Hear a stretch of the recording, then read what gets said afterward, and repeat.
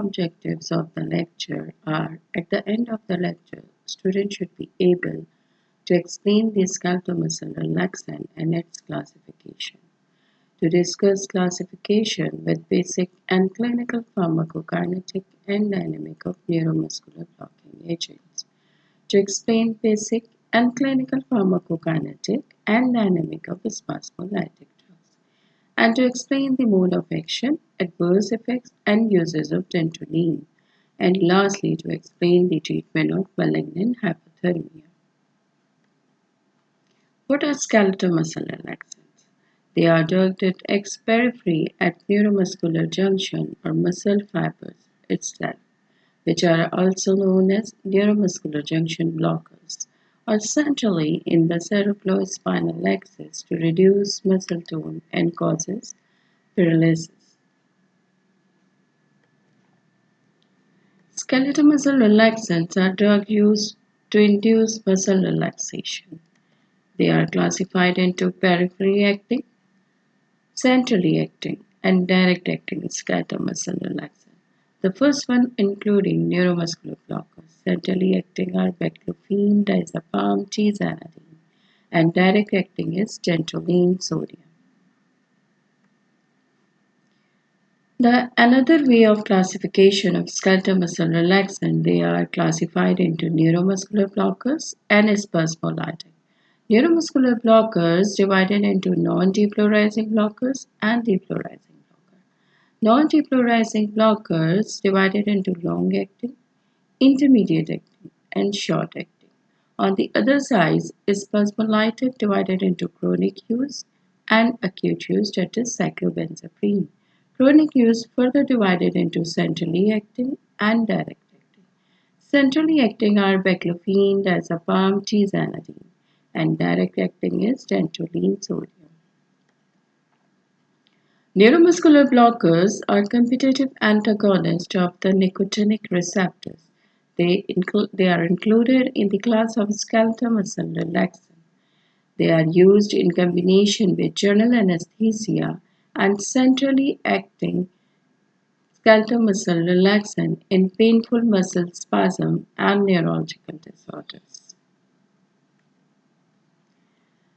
So, anticholinergic drug classified into antimuscarinic and antinicotinic. And antinicotinic drugs divided into ganglionic blocker and neuromuscular junction blockers. So the class of neuromuscular junction blockers belongs to antinicotinic drugs, and the antinicotinic drugs belongs to anticholinergic drugs. This figure shows the neuromuscular junction. Motor neuron depolarization causes action potential to travels down the nerve fiber to neuromuscular junction, indicated by 1 in this figure.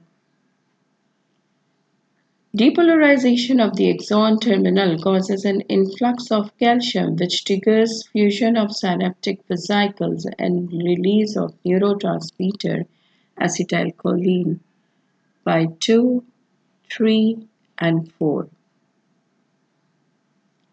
Acetylcholine diffuses across the synaptic clamps and binds to postsynaptic acetylcholine receptor located on muscle fiber at the motor end plate, indicated by 5 in the figure. Depolarization of sarcolemma that travels down the T-tubules and ultimately causes release of calcium from the sarcoplasmic reticulum contraction, indicated by 6. Unbound acetylcholine in synaptic cleft diffuses away or is hydrolyzed by acetylcholinesterase enzyme by 7. So, this is the physiological event occur at neuromuscular junction and our drugs acting on this event. Neuromuscular blocking agent divided into non-depolarizing blocker and depolarizing blocker. Non-depolarizing or competitive blockers are curare compound. Basically, it is a complex poison of South American Indian used on arrow tips to cause muscle relaxation and paralysis for hunting and against enemy.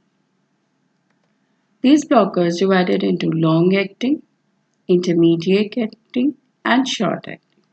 Long-acting including tuberculin, pancuronium, doxycurium, and pipacuronium. Intermediate-acting including bacuronium, Etracurium, cisatracurium, rocuronium, and rapacuronium. And lastly, short-acting mevacurium. Depolarizing blockers are succinylcholine or succinylmethonium and decamethonium. So this is the classification of neuromuscular blocking agents. Mechanism of action of competitive blockers. The site of action is neuromuscular junction, as we have already discussed it in previous slides. Competitive blockers have an affinity for nicotinic cholinergic receptor at the muscle and plate, have no intrinsic activity.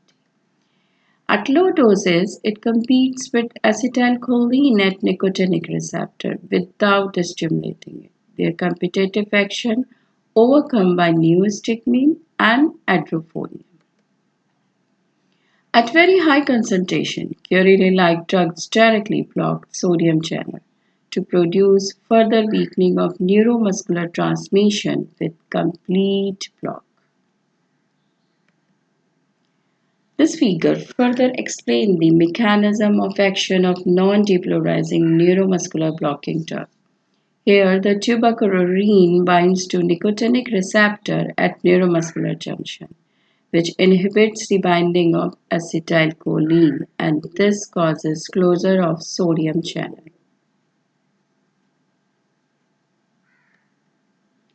Pharmacokinetic of non-depolarizing blockers. They are polar compound, inactive orally and taken parentally, do not cross placenta and CNS.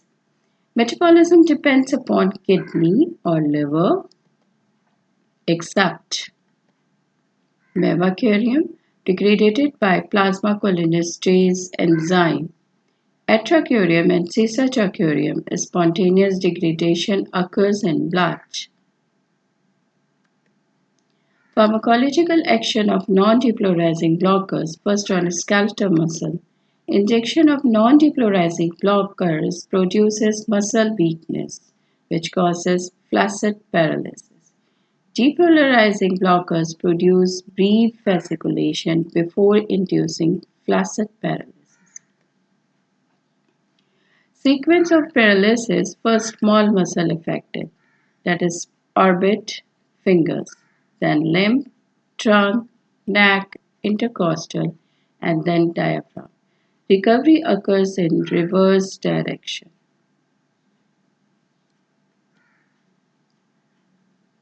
Then the pharmacological action on autonomic ganglia. They cause some degree of ganglionic blockage. They also release histamine mainly by tuberculin, Etracuria, mevacurium, which produces hypotension, flushing, bronchospasm, and increased respiratory secretions. On CVS, tuberculin produces significant fall in blood pressure due to ganglionic blockage, histamine release, and reduced venous return. Other may increase heart rate due to vagal ganglionic blockage, that is pancuronium. Now we are discussing some agent of non-depolarizing blockers. The first one, tuberculin. Longer duration of action, that is 1-2 hours.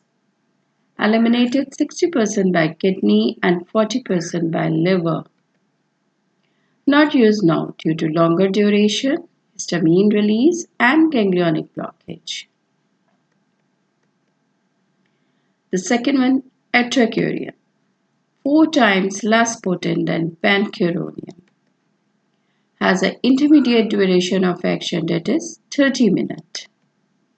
Eliminated by a non-enzymatic chemical degradation in plasma, that is spontaneous hydrolysis at body pH, called Hoffman elimination.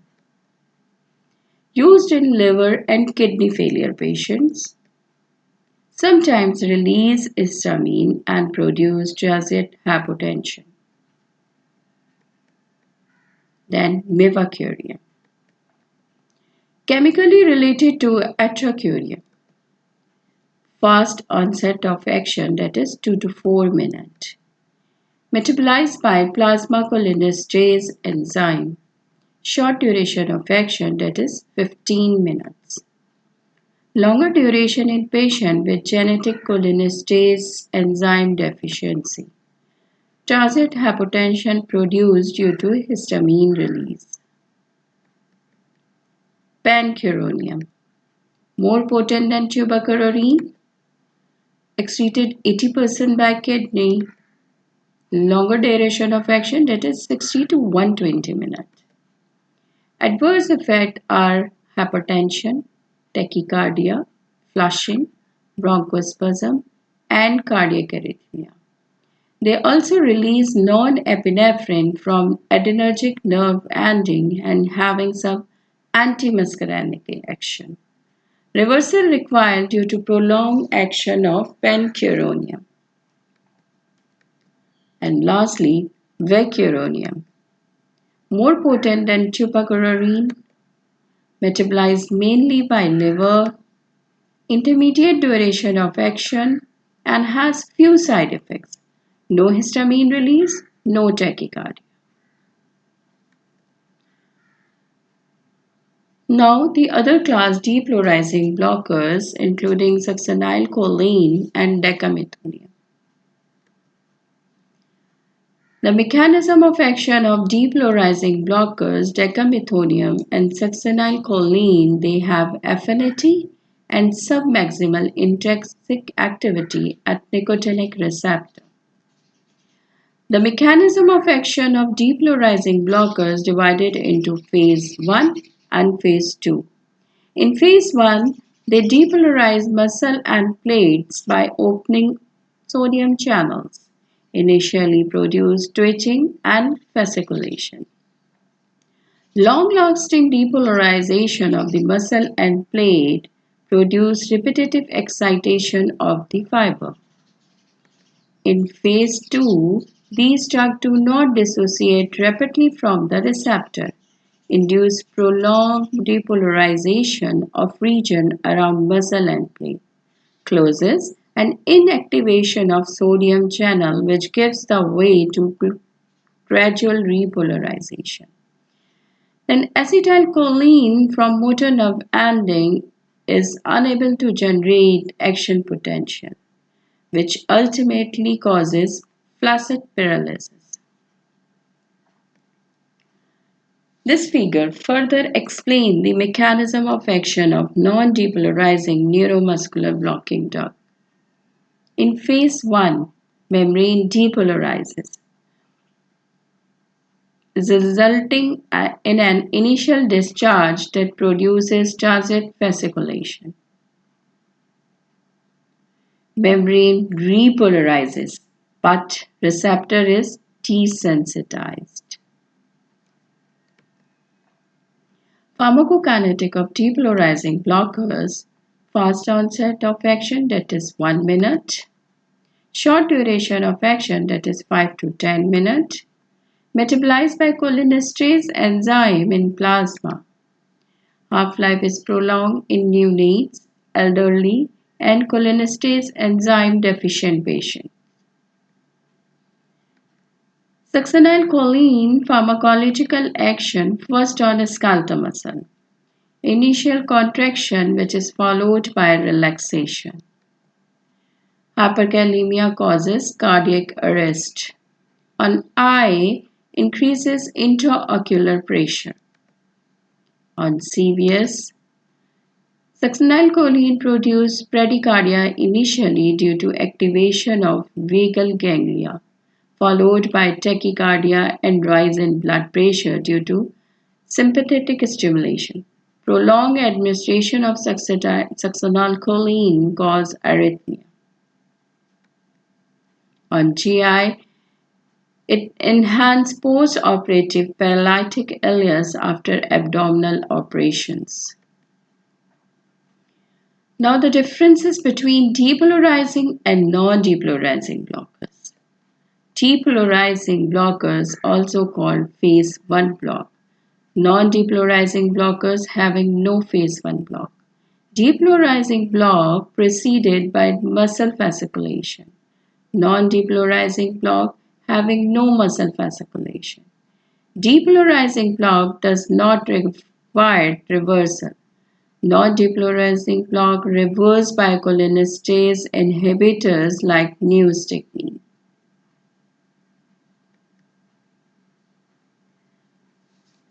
This table shows the pharmacokinetic of neuromuscular junction blocker as we already discussed in previous slide. Uses of neuromuscular blockers. They facilitate endotracheal intubation, so use one with a short duration of action. Also facilitate endoscopy. Use in electroshock treatment of psychiatric disorders. Control conversions. Used to relief of tetanus and epileptic convulsions. And used as an adjuvant in general anesthesia and orthopedic surgery for alignment of fractures. Succinylcholine commonly used as a muscle relaxant and induces rapid, complete, predictable paralysis with spontaneous recovery within 5 minutes. Toxicity of neuromuscular junction blockers. First, respiratory paralysis and prolonged apnea due to paralysis of diaphragm. Flushing with tuberculin, occasionally with Etracuria and Mevacurium. Fall in blood pressure and cardiovascular collapse. Cardiac arrhythmia and arrest. Precipitation of asthma with tuberculin. Hyperthermia. When succinylcholine is used with halothane can occasionally result in malignant hyperthermia with muscular rigidity, especially in genetically susceptible pupils. This is treated by rapid cooling the patient and by administration of dantrolene, which blocks the release of calcium from sarcoplasmic reticulum of muscle cells. Then hyperkalemia. Succinylcholine increases the potassium release from intracellular stores, so cautionally used in burns and massive tissue damage patients. Succinylcholine also increases intraocular pressure, so which produces glaucoma. Now the other class spasmolytics including baclofen, tizanidine, diazepam and dantrolene. These are centrally acting spasmolytic. The first one is baclofen. Baclofen having sympatholytic activity at GABA receptors result in hyperpolarization by increasing potassium conductance and cause presynaptic inhibition of calcium influx. Adverse effects are less sedative, drowsiness, confusion, ataxia, and convulsion. It is well absorbed orally, half-life is 3 to 4 hours. Used in neurological disorder like multiple sclerosis and spinal injury. The second one, diazepam. Diazepam is centrally acting and facilitates GABA action on CNS. Sedation limits the dose of diazepam. It is well tolerated and no gastric irritation occurs. Used in spinal injury and tetanus, combined with analgesic in rheumatoid disorders. Then tizanidine. It is clonidine cognac, act as alpha-2 adrenergic agonist and inhibit excitatory amino acid in spinal interneurons and enhance release of glycine. Adverse effects are dry mouth, drowsiness, nighttime insomnia, and hallucination. It is orally absorbed, half-life 2 to 3 hours. Used in multiple sclerosis, spinal injury, and stroke. Botulinum toxin is a acetylcholine blocking agent used in muscle spasm, ophthalmic purposes, and cerebral palsy. Then cyclobenzaprine, chlorphenicin, methoxylone, methocarbamol, and phenadrines and others. They act at the level of brain stem. Cyclobenzaprine is tricyclic antidepressant but having some antimuscarinic activity. They used in acute injury. Drug interactions of neuromuscular junction blockers. The first one, thiopentone sodium. It should not be mixed with succinylcholine in same syringe because it reacts chemically. Then general anesthetics. Halogenated hydrocarbons potentiate competitive blockers by exerting the membrane stabilizing action at neuromuscular junction. Anticholinestrases reverse the action of competitive blockers. Diazepam, propranolol, quinidine intensify competitive blockage. Diuretics produce hypokalemia, which enhance competitive block. Calcium channel blockers may increase the neuromuscular block of tuberculin. Aminoglycosides antibiotics, they may decrease the release of acetylcholine from the cholinergic nerves. Dantrolene, the direct acting skeletal muscle relaxant. The mechanism of action of dantrolene, it interferes with the release of calcium from its store in skeletal muscles via calcium channel called ryanodine receptors channel. Dantrolene binds to ryanodine receptors and block opening of channel which ultimately inhibit calcium release. This inhibition inhibits excitation, contraction, coupling in muscle fiber. This figure further explains the mechanism of action of dantrolene. Dantrolene binds to ryanodine receptors and inhibits the release of calcium, which inhibits the contraction. Route of administration of dantrolene are IV or orally. Half-life is 8 to 9 hours. Clinical uses are malignant hyperthermia and spastic states. Now, what is malignant hyperthermia? It is a rare inherited condition that can be triggered by administration of drugs such as general anesthesia and neuromuscular blockers. In persons susceptible to malignant hyperthermia, the ryanodine receptor in skeletal muscle is abnormal, and this abnormality interferes with the regulation of calcium in the muscle.